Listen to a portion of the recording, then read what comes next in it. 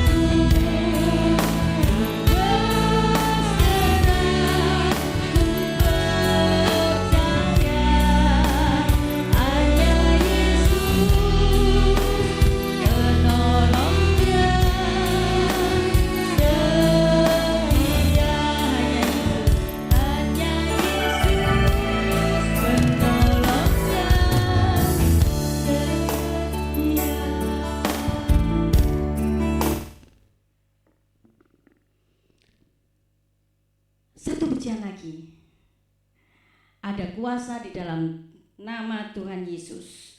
Dan pertolongan Tuhan itu tepat pada waktunya. Kalau kita tidak mengungkapkan, Tuhan aku butuh sesuatu, tapi Tuhan tahu loh. Ya, asal dari kehidupan kita dan orang melihat, kemudian kalau ada Tuhan pakai seseorang hamba Tuhan yang lain, kemudian didoakan, wah mujizat bisa terjadi. Dalam nama Yesus, yuk kita bangkit berdiri.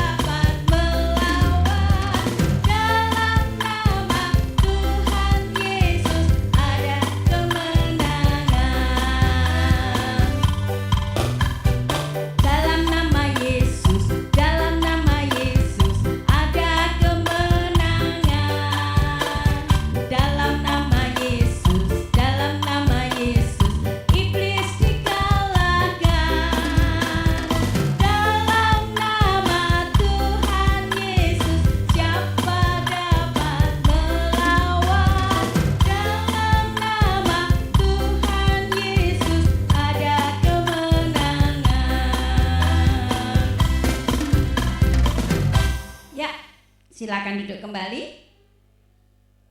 Terima kasih. Mari kita berdoa.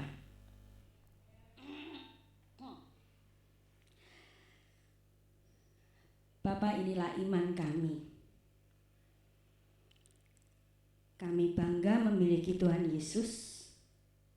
Kami bersyukur memiliki Tuhan sebagai penolong kami yang setia. Terima kasih untuk kesempatan yang Tuhan sudah beri, di mana kami boleh menikmati hari baru yang Tuhan sudah berikan. Kami sudah meninggalkan rumah dan tiba di sekolah dalam keadaan selamat. Tugas kami sebagai pelajar, biarlah kami boleh melakukannya dengan penuh tanggung jawab, dengan kesungguhan hati. Kami serahkan juga untuk para guru yang mendampingi kami di kelas masing-masing. Demikian guru-guru kami yang mungkin hari ini tidak bisa bersama-sama dengan kami karena sesuatu hal. Tetapi biarlah kami pun boleh bersehati untuk datang kepada Tuhan, menikmati pagi yang Tuhan beri dan menikmati hari, mengisi hari ini bersama dengan Tuhan. belajar mengutamakan Tuhan dalam segala perkara, dan kami mengawali kegiatan di sekolah ini dengan datang memuji nama Tuhan, merenungkan firman Tuhan, bahkan selanjutnya Tuhan sendiri yang berperkara di dalam kehidupan kami. Terima kasih Tuhan Yesus, kami siap untuk mendengarkan suara-Mu, dan biar kami juga belajar untuk menjadi pelaku firman-Mu itu, sehingga kami tidak hanya dipuaskan dengan mendengarkan firman, tetapi kami mau belajar untuk menjadi anak-anak-Mu yang baik, menjadi pelaku firman. Terima kasih Tuhan, mampukanlah kami untuk dapat melakukan tugas kami masing-masing, melakukan firman itu khususnya hari ini. Di dalam nama Yesus Kristus kami berdoa dan mengucap syukur. Amin. Kisah Para Rasul pasal 14 ayat 8 hingga 10. Hari ini tanggal 31 Mei 2024 dan Bu Ririn menjadi gongnya. Mengapa? Iya, karena hari ini hari terakhir di dalam bulan Mei ini, dan Tuhan berbicara selama 1 bulan bagaimana Tuhan menolong untuk umatnya, pemimpin dalam jemaat menjadi saksi Kristus, dan itu tidak mudah ya. Nah, tokohnya adalah Paulus. Baik, Ibu akan bacakan Kisah Para Rasul 14 ayat 8 hingga 10, dan Bu Ririn menggunakan terjemahan yang terbaru, jadi mungkin tidak sama dengan yang ditayangkan di layar ya. Baik, demikianlah firman Tuhan. Di Listra ada seorang laki-laki yang duduk saja karena kakinya lemah dan lumpuh sejak lahir dan belum pernah dapat berjalan. Ayat 9. Ia mendengarkan Paulus yang sedang berbicara. Paulus menatap dia dan melihat bahwa ia beriman untuk dapat disembuhkan. Kata Paulus dengan suara nyaring, "Berdirilah tegak." Orang itu pun melonjak berdiri, lalu mulai berjalan. Wow. Demikian firman Tuhan. Ya, anak-anak, ketika kalian mendengarkan paparan dari Kisah Para Rasul 14 ayat 8 sampai 10 tadi yang dibacakan, ada orang yang duduk saja, bukan berarti malas loh ya, tetapi dia memang lumpuh, dia belum pernah berjalan. Kemudian yang dia lakukan adalah dia itu tidak santai-santai saja, tetapi fokus duduk, fokus mendengarkan Paulus berbicara. Maksudnya Paulus berbicara itu Paulus menyampaikan kebenaran firman Tuhan. Dan ketika Paulus melihat ada orang yang mendengarkan penyampaiannya, dia melihat dari wajahnya, wajah orang lumpuh itu, lalu nampak dia memiliki iman, percaya. Dia tidak minta loh pada Paulus, "Tolong doakan saya supaya kaki saya sembuh." Enggak. Tapi Tuhan tahu. Tuhan memakai Paulus mendekati si lumpuh itu. Kemudian yang dikatakan oleh Paulus langsung begini, dia tidak tanya, "Kamu ingin sembuh? Kamu ingin didoakan?" Enggak. Langsung Paulus mengatakan demikian, "Berdirilah tegak." Oh, kalau seandainya itu yang lumpuh saya, ya tentu saja kaget. Lalu apa yang terjadi? Dan ini juga sangat mengagetkan.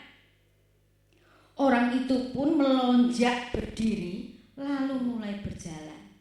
Tentu saja orang yang cukup lama tidak pernah berjalan, belum latihan, tiba-tiba disuruh berdiri, melonjak, saya tidak bisa membayangkan apakah dia langsung bisa jalan. Tapi ternyata firman Tuhan mengatakan demikian.